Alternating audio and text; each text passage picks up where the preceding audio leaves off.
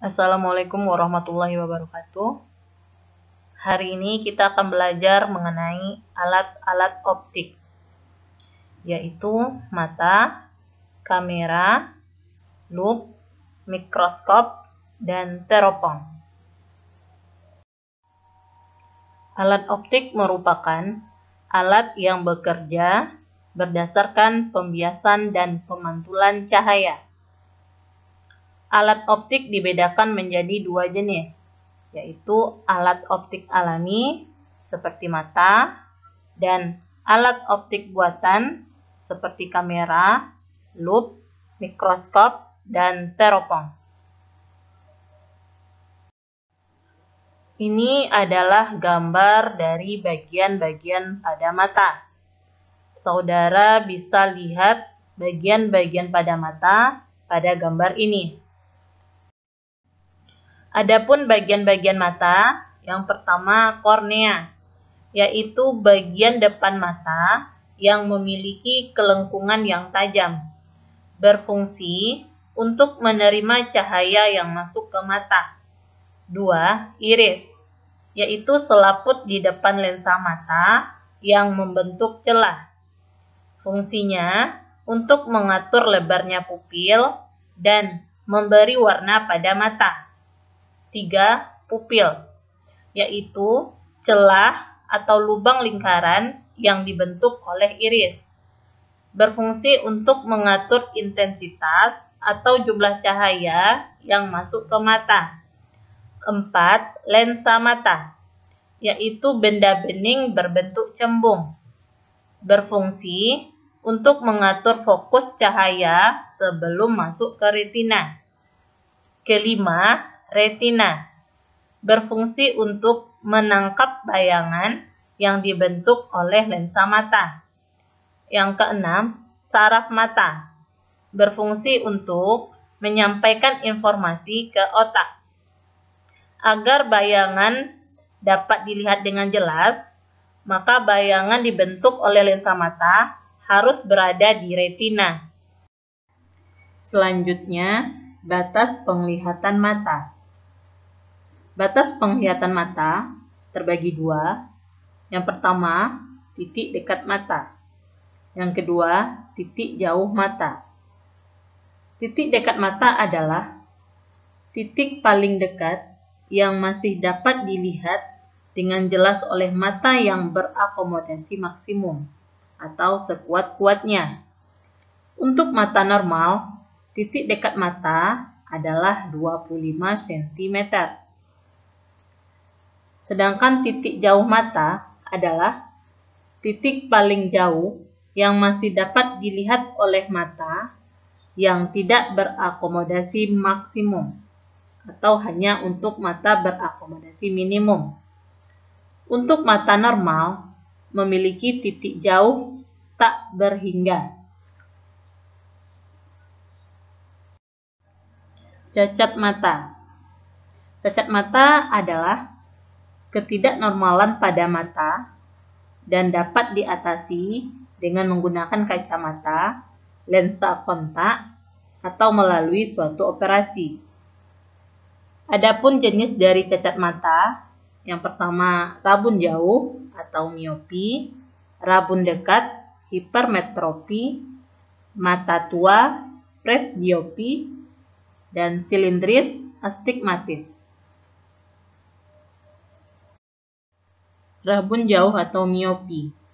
Adapun ciri-ciri dari rabun jauh atau miopi adalah yang pertama, mata tidak mampu melihat benda-benda jauh. 2. Titik dekat mata adalah kecil dari 25 cm. 3. Titik jauh mata adalah kecil dari tak berhingga. 4. Bayangan jatuh di depan retina. Supaya dapat melihat seperti orang normal, maka orang itu perlu bantuan kacamata lensa cekung. Dan untuk mencari kekuatan lensa, itu kita bisa menggunakan persamaan P sama dengan min 100 per titik jauh mata. Berikut adalah contoh soal untuk penderita rabun jauh. Silahkan saudara pelajari soal ini. Selanjutnya, rabun dekat atau hipermetropi. Adapun ciri-ciri dari rabun dekat atau hipermetropi adalah yang pertama, mata tidak mampu melihat benda-benda dekat. Kedua, titik dekat mata adalah besar dari 25 cm. 3. Titik jauh mata adalah sama dengan tak berhingga.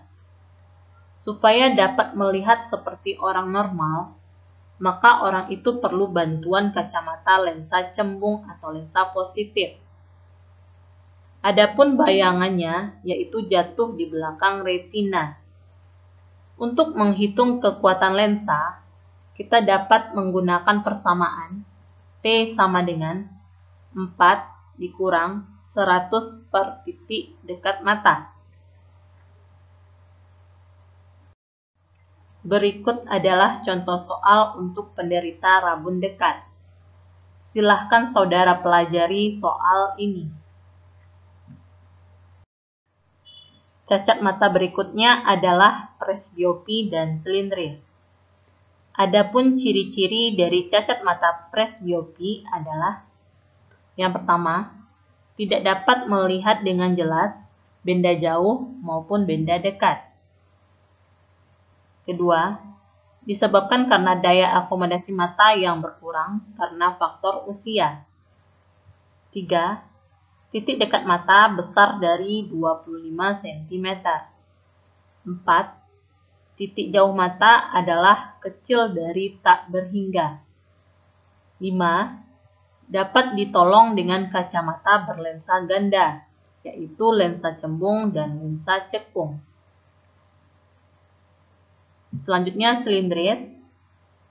Cacat mata ini disebabkan oleh bentuk permukaan kornea mata yang tidak sferis. Artinya, kelengkungan pada satu bidang tidak sama tajamnya dengan kelengkungan pada bidang yang lain. Selanjutnya, kacamata. Kacamata pada dasarnya adalah sebuah lensa yang dipakai untuk mengatasi cacat mata, supaya diperoleh bayangan yang tepat dan jelas pada retina. Ada dua macam kacamata, yaitu kacamata lensa positif dan lensa negatif. Bayangan yang dibentuk oleh kacamata senantiasa maya. Kacamata lensa positif atau lensa cembung. Kacamata ini digunakan untuk mengatasi cacat mata rabun dekat atau hipermetropi. Misalnya, seseorang yang titik dekatnya 75 cm ingin melihat sebuah benda yang letaknya 25 cm di depan matanya, seperti mata normal. Maka dia harus dibantu dengan kacamata lensa positif. Fungsi dari kacamata ini adalah untuk membentuk bayangan dari sebuah benda, supaya letaknya pada titik dekatnya. Untuk menghitung persamaan fokus, itu dapat kita gunakan persamaan 1/f sama dengan 1/s ditambah 1/s aksen. Berikutnya kacamata lensa negatif atau lensa cekung. Kacamata ini digunakan untuk mengatasi cacat mata rabun jauh atau miopi. Fungsi dari kacamata ini adalah untuk membentuk bayangan dari benda yang letaknya jauh tak terhingga, supaya terletak di titik jauhnya. Sehingga F sama dengan S aksen atau sama dengan min X. Untuk menghitung kekuatan lensa, kita dapat menggunakan persamaan P sama dengan 1/f. Berikut adalah contoh soal untuk menghitung fokus benda. Silahkan saudara pelajari soal ini. Adapun cara pembentukan bayangan pada kamera, Bisa saudara lihat pada gambar ini, di mana bayangan yang terbentuk pada kamera adalah nyata, terbalik, dan diperkecil. Persamaan yang digunakan adalah 1/f sama dengan 1/s ditambah 1/s aksen. Selanjutnya, perbedaan antara kamera dan mata. Yang pertama, kamera, tempat bayangannya berada di film, sedangkan mata berada di retina. Yang kedua, pada kamera, pengatur cahaya yaitu diafragma, sedangkan pada mata yaitu iris. Ketiga, pada kamera, jarak bayangan berubah sesuai dengan jarak benda, sedangkan pada mata, jarak bayangannya adalah tetap. Yang keempat, pada kamera, jarak fokus adalah tetap, sedangkan pada mata, jarak fokus berubah sesuai dengan jarak benda. Sedangkan persamaan antara mata dengan kamera, yaitu sama-sama memiliki jenis lensa cembung dan sifat bayangannya sama-sama nyata, terbalik, dan diperkecil. Selanjutnya loop atau kaca pembesar.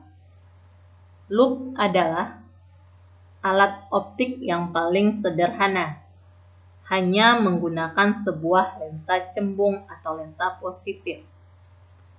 Letak loop yaitu antara mata dan benda. Bayangan yang terbentuk dari loop adalah maya, diperbesar, dan tegak. Guna loop adalah untuk melihat benda-benda kecil sehingga tampak lebih besar dan lebih jelas. Berikut adalah gambar untuk penglihatan tanpa loop, yaitu dengan jarak normal 25 cm. Berikut adalah gambar untuk penglihatan dengan menggunakan loop. Untuk mencari perbesaran loop, dapat kita gunakan persamaan MA sama dengan SN/F tambah 1. Persamaan untuk perbesaran loop untuk mata tak berakomodasi adalah M sama dengan SN/F. Sedangkan untuk persamaan perbesaran loop untuk mata berakomodasi pada jarak X adalah M sama dengan SN/F ditambah SN/X. Berikut adalah contoh soal untuk menghitung perbesaran loop. Silakan saudara pelajari soal ini. Selanjutnya mikroskop. Mikroskop adalah alat untuk melihat benda-benda yang sangat kecil. Mikroskop terdiri dari dua lensa positif atau lensa cembung, di mana fokus lensa okuler lebih besar dari fokus lensa objektif. Benda yang diamati diletakkan antara fokus objektif dan dua fokus objektif. Sifat bayangan akhir yang terbentuk dari mikroskop adalah maya, diperbesar, dan terbalik. Berikut adalah persamaan untuk menghitung perbesaran mikroskop pada lensa objektif, lensa okuler, dan perbesaran total, serta menghitung panjang tabung mikroskop. Berikut adalah contoh soal untuk menghitung perbesaran mikroskop. Silahkan saudara pelajari soal ini. Selanjutnya teropong. Teropong disebut juga dengan teleskop. Fungsinya untuk melihat benda-benda yang sangat jauh. Jenis-jenis dari teropong terbagi dua. Yang pertama teropong bias, terdiri dari teropong bintang, teropong bumi, teropong prisma, dan teropong panggung. Yang kedua, teropong pantul. Demikianlah materi kita pada hari ini, yaitu mengenai alat-alat optik. Jika saudara kurang paham, silahkan saudara baca modul yang Ibu berikan.